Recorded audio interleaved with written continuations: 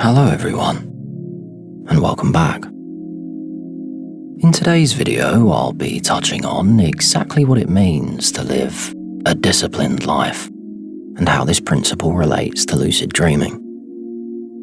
I'll also be touching on consciousness, its intrinsically mysterious nature, and how, ultimately, if we wish to live a truly lucid life, we must remain humble in the face of how little we know. Before I begin, please let me direct your attention to the description box below where you'll find timestamps for all the video's different chapters.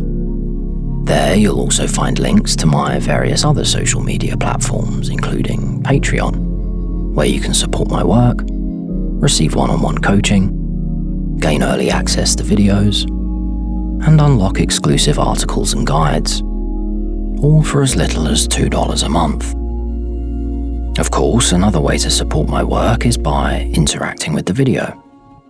Please don't underestimate the importance of this. Each time you interact, you tell YouTube that my content is of a certain quality.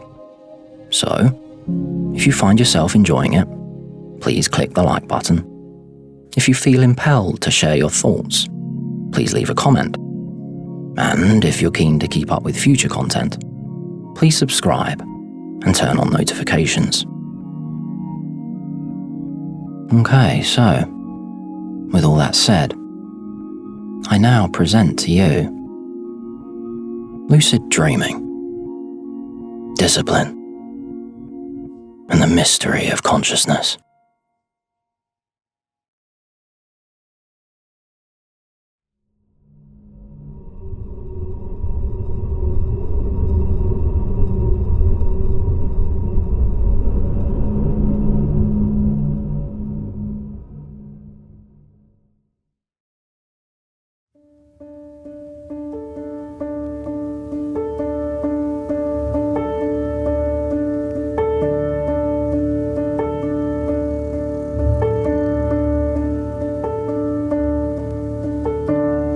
My life has changed markedly in the last few years, more than I ever thought was possible. Slowly but surely, I've grown out of the misguided belief that I was somehow free by doing what I wanted when I wanted. I've grown out of the childish illusion of freedom that comes from endlessly pursuing thrills and highs, and have now, instead, graduated into real, grounded freedom that's earned daily through regimen, discipline, and hard work. This seems counterintuitive to some. It did to me for many years. The idea that restricting yourself can somehow bring about a more genuine and sustainable sense of freedom. The idea that living within certain confines is, in fact, the very thing that infuses passion and meaning into your life. But it's true. Think of it like a game of chess. There'd be no game to play if all the pieces could move in any direction at any time.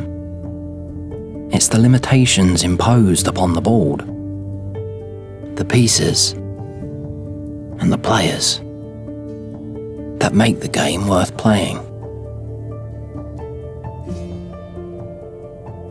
To those people that feel resistance to this concept, I hear you. I really do. Especially if you're in your 20s or younger. There's a natural instinct to rebel against such notions.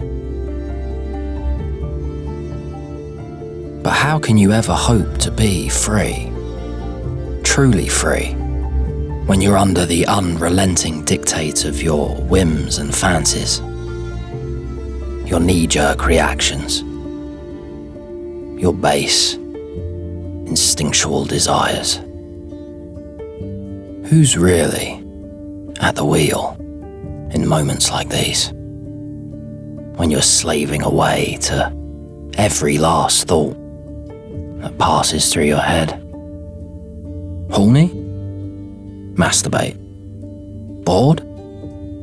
Drink. Lonely? Eat.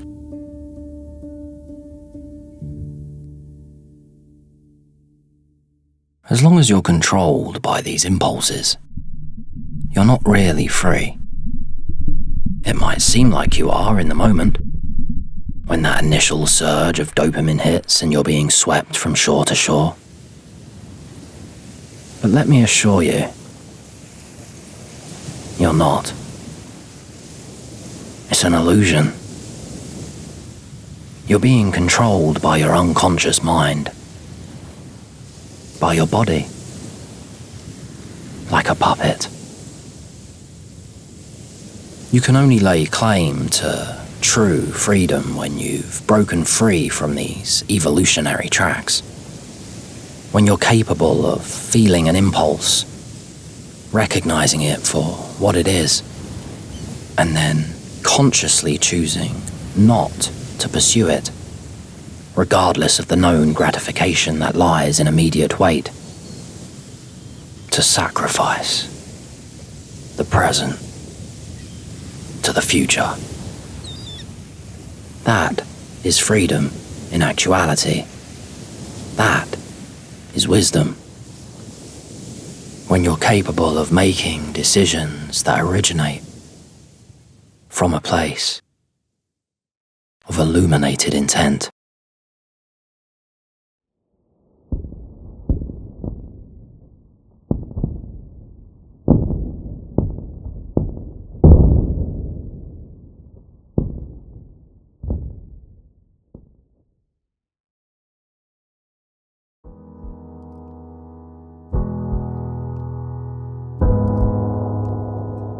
How many times do you check your phone each day? Dozens, presumably. Hundreds, perhaps, if you're badly addicted. But how many times do you check with intention? Really think about this.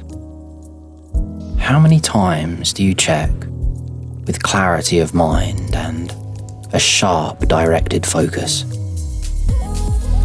I'd wager a bet it's not very often. You're working on impulse in moments like these. You have a thought, and before you even really know it, you're acting on it, checking your phone. Where are you when this happens? Where is the real, unadulterated you? Not present, that's for sure. You're lost, somewhere in your own mind, asleep behind the wheel, being animated by nothing more than your unconscious drives. And very well, you can live like this if you so desire. It's not exactly the end of the world. You can just about navigate your way through life in this zombified state. But you don't have to. There are other options available. Dare I say better ones. You have it in you to step forward and take control. To define your higher goals and start pursuing them in earnest. To get off of life's treadmill and to step up onto solid ground. And once you're on this solid ground, and pursuing your passions with grit and determination, that is when you take back the wheel. That is when you're in control. And it's in this place of exalted consciousness and defined action that not only does your life start to bloom and opportunities start to develop, but that spontaneous lucid dreams begin to show their face too. The connection is not hard to see. The more lucid your life, the more lucid your dreams.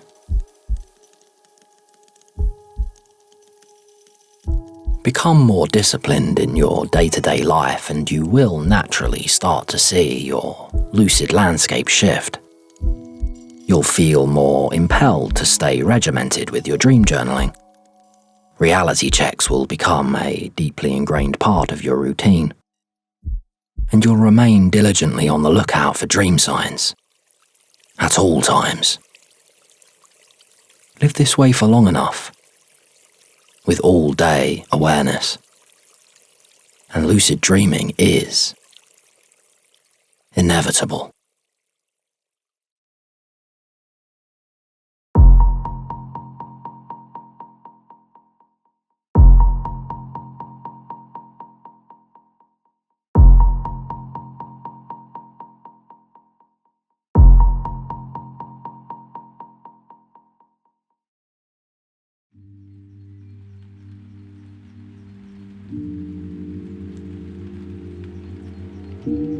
For me, my new life of discipline started on July 23rd, 2017, a mere week before my 30th birthday, shortly after being kicked out of my girlfriend's apartment in Northern Ireland.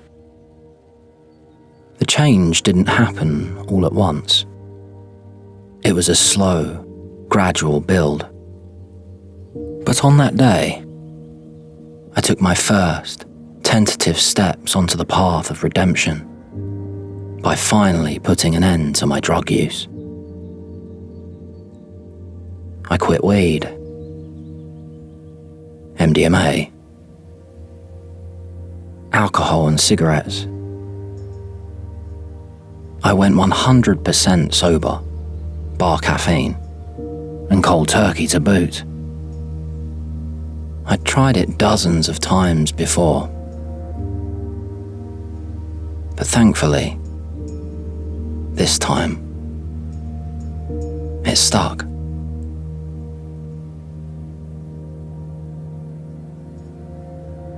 Unbeknownst to me in that moment, this was the beginning of a huge transformation. One so significant that, by the end of it, I was an entirely different person, with an entirely different set of principles. That day, I made the first grown-up decision I'd made in my entire life. The decision to sacrifice the present to the future. To give up pleasure in the here and now for the hope of something greater further on down the line. It was me willingly stepping into the flames to let my younger self burn. Finally accepting that there was more to life than just living for the moment. And painful as this acknowledgement was, especially during those first few months, I forced myself to remain in the flames.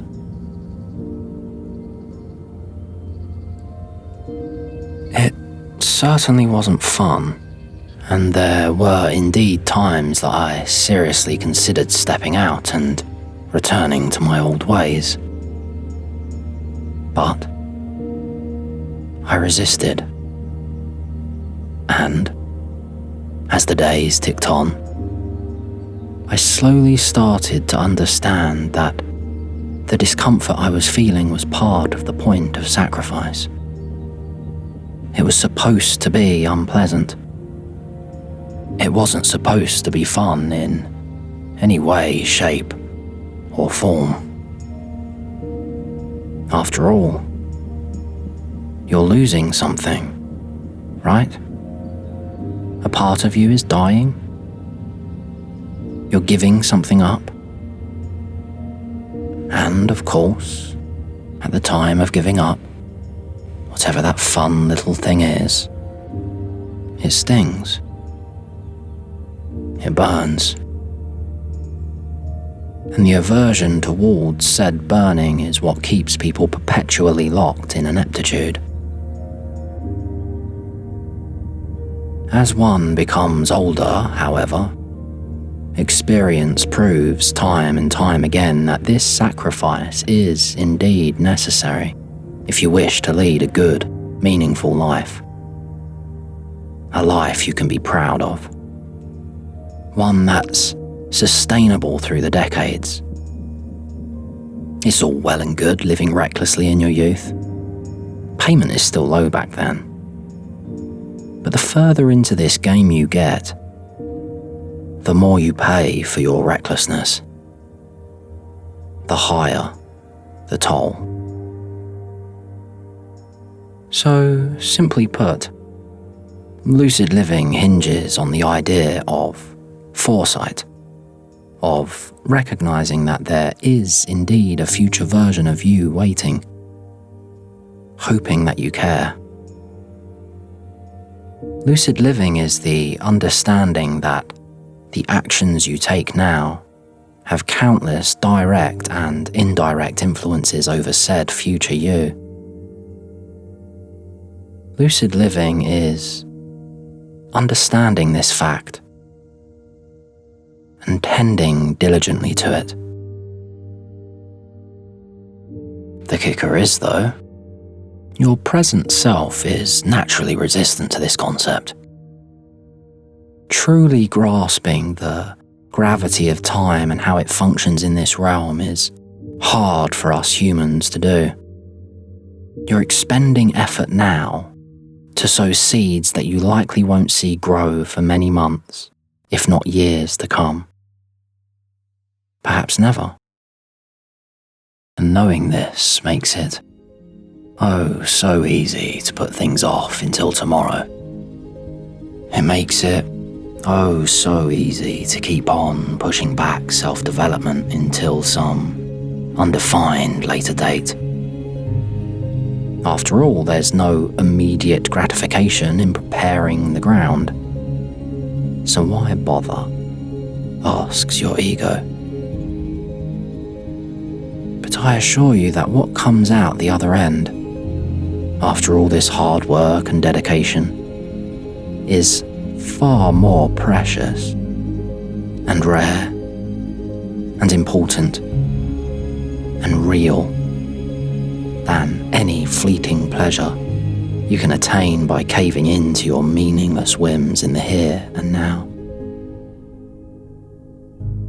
Ultimately, what steps out of that future fire is something beautiful and new. Put off these mini-deaths at your own peril. If you do, you will pay for it in ways that you don't yet comprehend.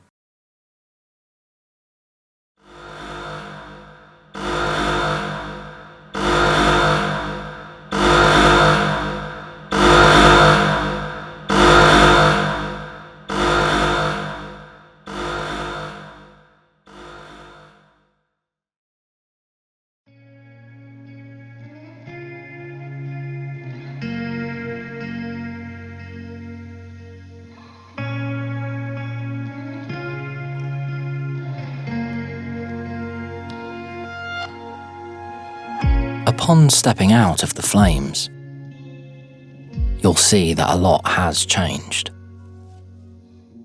Your state of mind, the way you view the world, your drives and passions and goals.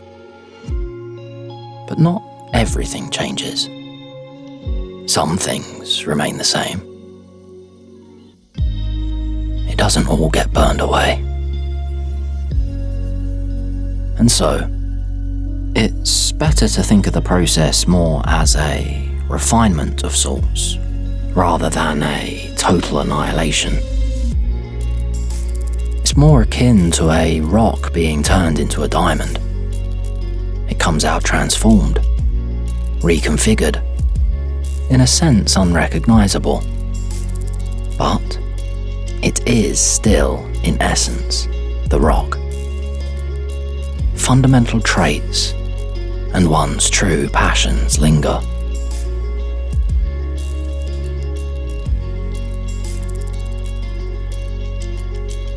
For me, One of the things that survived the transition was my lucid dreaming practice. To this day, it continues to be the one unerring constant that defines my entire life. My being. Since my first lucid dream as a 7-year-old back in 1994, right up to the current year of 2020, it remains at the core of my practices.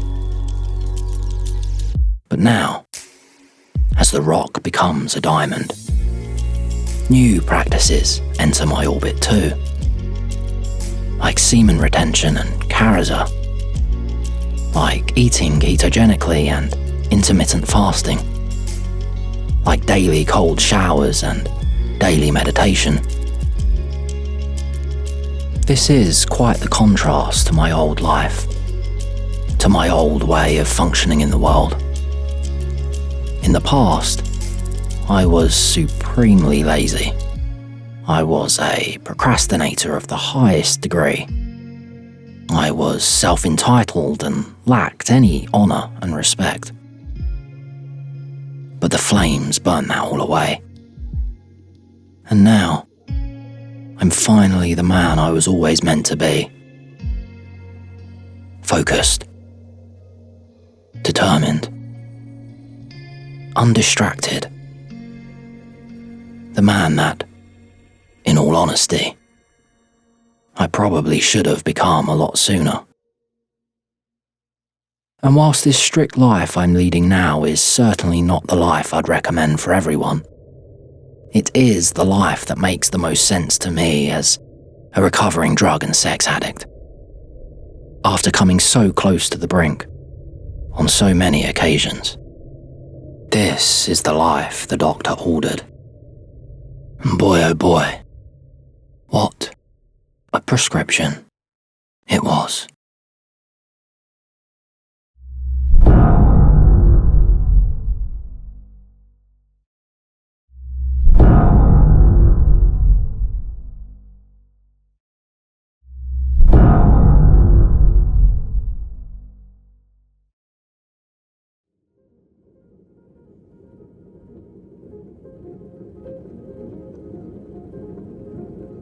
Looking at the person I am now, at my life from the outside in, you'd be right to think I seem different. I am different.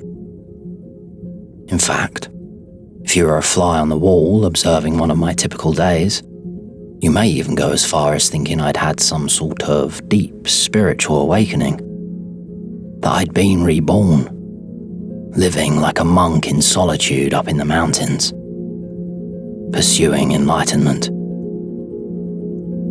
After all, I tick the right boxes. What with my early rises and my minimalistic lifestyle and my abstinence from hedonistic pursuits.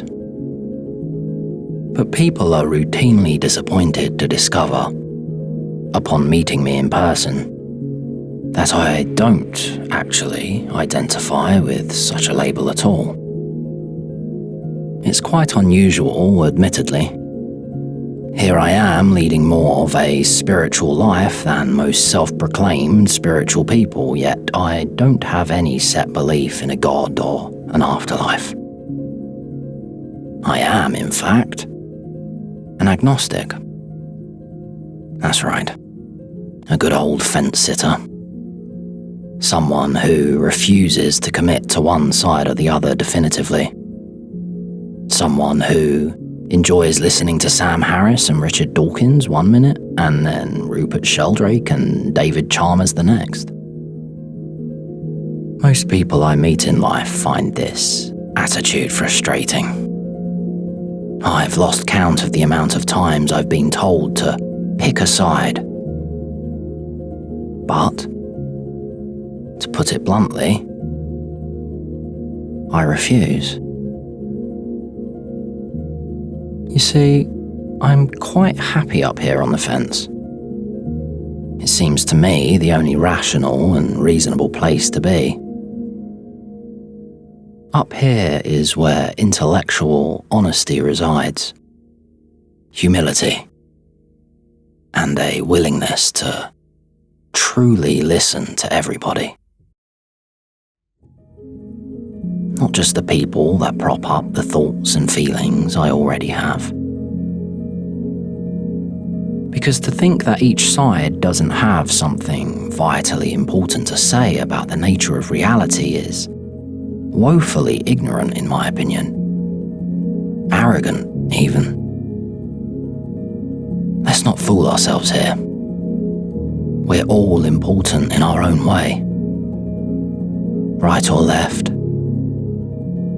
atheist or theist, man or woman, gay or straight. We all have a unique piece of the puzzle to offer the world. And so hearing people out, however grating or rude or different they may appear to be, becomes of utmost importance if you're seriously interested in getting to the truth in its entirety, unfiltered, unbiased, and raw. And whilst, yes, I do indeed believe we all have something important to say and that no one's opinion should ever be undervalued, it's equally as important to remember that when it comes to the vast majority of topics out there, we're laymen, nothing more. Which is to say, you're almost certainly not a quantum physicist. You're almost certainly not a yogi. You're almost certainly not a rocket scientist or a politician. In fact, I'll personally go as far as to admit that I'm not an expert in anything at all. I'm relatively intelligent and have a decent education behind me, sure. But I'm far from being advanced in any one particular topic. And knowing this humbles me. It opens my mind and encourages me to listen. That might be a bitter pill to swallow for some. To acknowledge the fact that you don't know it all. But it's undeniably the truth. You definitely don't know it all. Most of us are standing on the shoulders of giants, so let's not forget it. Stay humble. Stay inquisitive. Stay open-minded. And that applies to everyone. On all sides. With that in mind then, I believe that no one should ever be scared to say, I don't know. No one should ever feel pressured to pick a side when they don't yet feel adequately informed. Of course, in the meantime, we can confidently share the things we do know and our inklings and the like. But no one should feel harassed into taking a strong, hard stance on everything, with no room for give or growth, to pick a side and stick to it. This mentality is sad to me. It's scary. It breeds a strange, stunted type of being. Sometimes even a dangerous type of being. Certainly not a lucid one. And dare I say, it's this very mentality that's currently dividing so much of Western civilization. Everybody's so bloody cocksure that they have things exactly right, 100% of the time, no exceptions, about everything. Religion, politics, the lot. And sorry to say, but if you think this way, you're almost certainly deluding yourself. I mean, who can really be right about everything all of the time? We're fallible. We all have our blind spots. Life is too full of nuance and complexities to have a grasp on it all. And so, genuine humility is the only good and proper approach to a lucid life. And once you're lucid in your waking life, it's only one step from there until it transfers over into your dream world.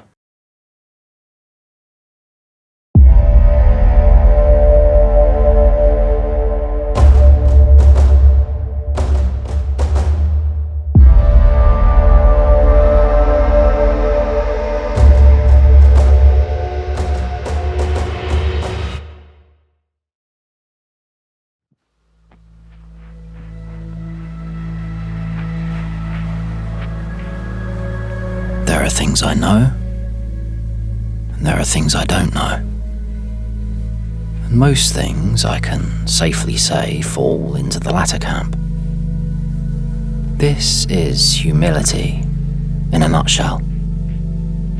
And whilst I of course encourage us all to share the few things we do know with confidence, when it comes to the grander questions, like what this all means, what we're all doing here, and so on, I encourage us all, instead, to face the stark truth of unsurety.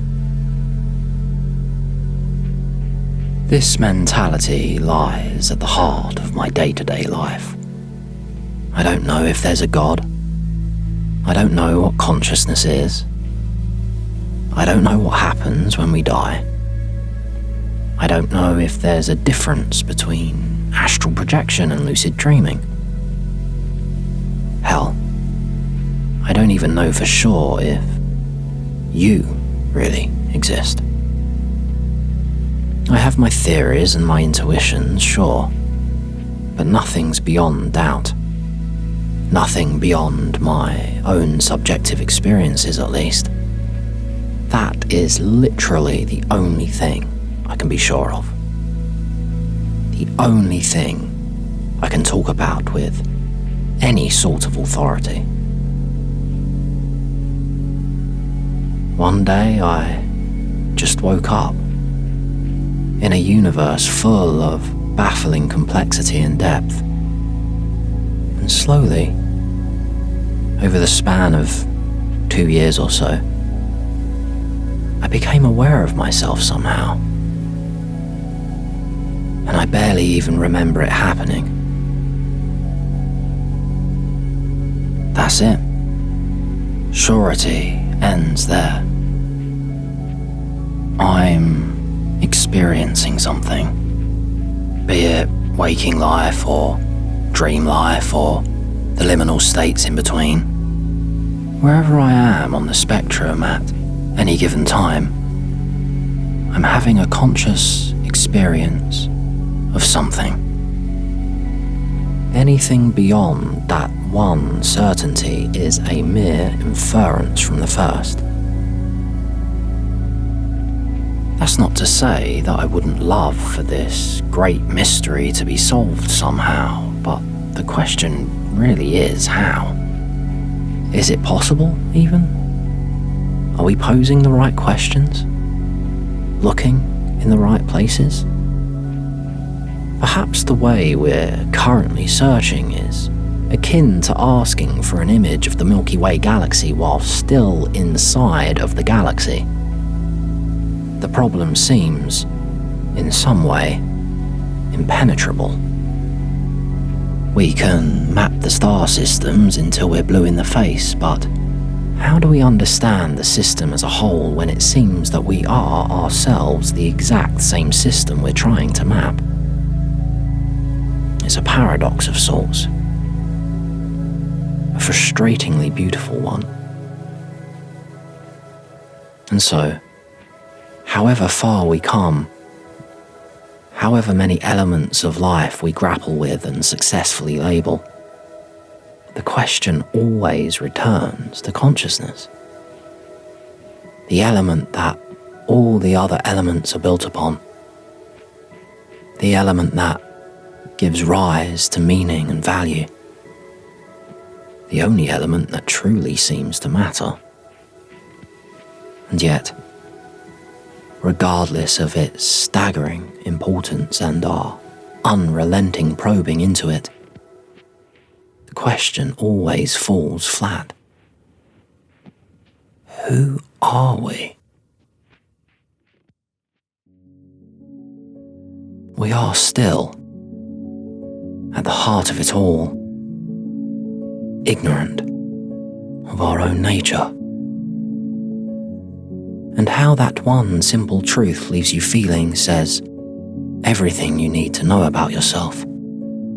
It defines your entire character. So don't gloss over it. Sit with it for as long as you can and ponder.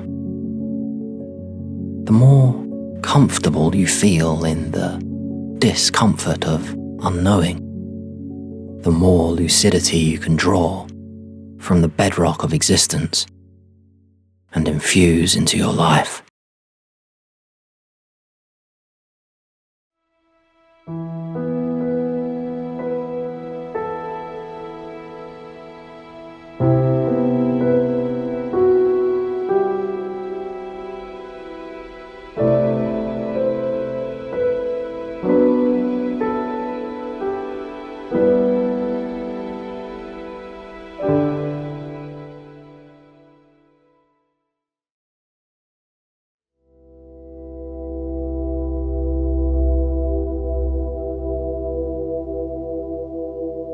Don't get me wrong. I have hope that one day we might finally crack the code. And as I mentioned in my previous video, I have a suspicion that, if we ever do, it'll be lucid dreamers that help do it. But currently, there's nothing much in sight that's truly up to the task. Not yet. There is hope though, so we should surely keep pressing forward. As we do, however, us honest few have to just keep on repeating that same old mantra of, I don't know, I don't know, I don't know. I'm conscious, but the why and the how and the when and the where are all out of my current reach. I simply can't fathom it. How this all came about. I'll probably never be able to. And to most, surrendering to those unknown variables is simply inconceivable. Hence the defense mechanism of feigned surety that you see amongst the New Agers and the atheists alike. There's a certain comfort that comes from pretending to know. But along with that comfort comes a numbness. A numbness that ultimately leads to a non-lucid, unconscious life. We all have a choice to pretend though, alongside nearly everyone else on the planet. We all have the choice to choose a side and to nod along with the rest of the camp, comforting ourselves in our softly padded echo chambers. It's certainly an easier life, but not one worth living, in my opinion. I can talk about this with such unwavering conviction because I'm coming from a place of personal experience. I used to be just like this, cocksure and deluded, surrounded by nothing but yes men. I used to be utterly convinced of things I had no right to be utterly convinced by. Raised by a father who claimed to be abducted by aliens, and a New Age stepmother who claimed to see auras. I was indoctrinated from a very young age to just believe and don't question. And on the few occasions I did question, I was very quickly shut down. It was an all-out dogmatic brainwashing if I ever saw one, wrapped up in the pretense of open-mindedness. And whilst I certainly haven't closed myself off entirely to the claims they once made, I now also recognise that open-mindedness works two ways. True open-mindedness is recognising that you can't be sure about most things, both simple and abstract. So, in order to live a truly lucid life, one must apply this open-mindedness liberally, not just when it's convenient to you or beneficial to an argument. With that in mind then, I now keep myself open to the possibility that, perhaps, at the end of the day, they were just full of it. Delusional, or maybe even outright liars. Possibly a mixture of the two. Because, you see, true open-mindedness demands exactly this stance by its very definition. If you outright believe wild claims without sufficient proof, and don't remain open to the possibility that you might be wrong, you're closed-minded. It's really as simple as that. The religious fanatics and the militant atheists are equally as guilty of this. I'm pleased to say then that both of these extremes have now been cleansed from my psyche. The wishy-washy, new age tunnel vision that once plagued my youth is gone. And the strict shunning of spirituality that quickly followed is now also falling away. I'm finally finding the middle ground I'd always been seeking. True open-mindedness. True humility. True lucidity. So, all that remains for me now is humble inquiry. I've acknowledged my own ignorance and I've expressed my desire to illuminate it in the best way I can. And slowly, day by day, I work on doing exactly that, in whatever small way I can, venturing further and further down the rabbit hole, bewildered and amazed. Will I ever get to the bottom? Is there a bottom? Surely not. But that's hardly the point. As the great Socrates once said, the only thing I know for sure is I know nothing at all. And I hold true to that sentiment. I think he was right back then, and I believe he's still right today. We've come a long way, sure. I'm not denying this. We obviously know a lot more now than we ever have. But in the grand scheme of things, we're still just bumbling apes on a wildly beautiful rock, hurtling through infinity, clueless, with amnesia, desperately trying to shake ourselves out of our days. Beautiful and ugly, kind yet horrifying, sweet and bitter, and dead soon. Mere drops in the ocean, passing leaves on a tree. Nothing more, nothing less.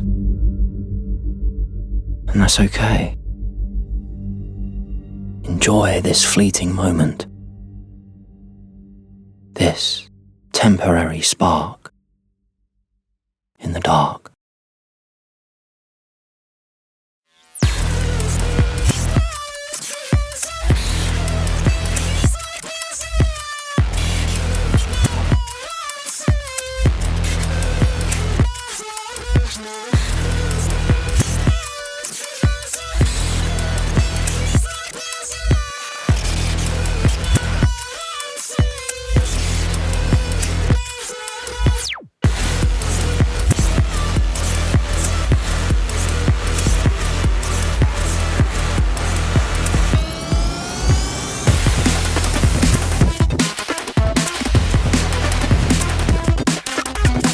Just wanted to make a quick video today about the concept of different layers in a lucid dream. Layer 0 is a layer of lucidity that's always fascinated me. Layer 2 is the first layer of the 5 that we can properly classify as lucidity. Hello everyone. So today I want to talk about dream bridging. Lucid dreaming though. It's a funny old game, isn't it? Greetings YouTube, it's me, Rhys Jones.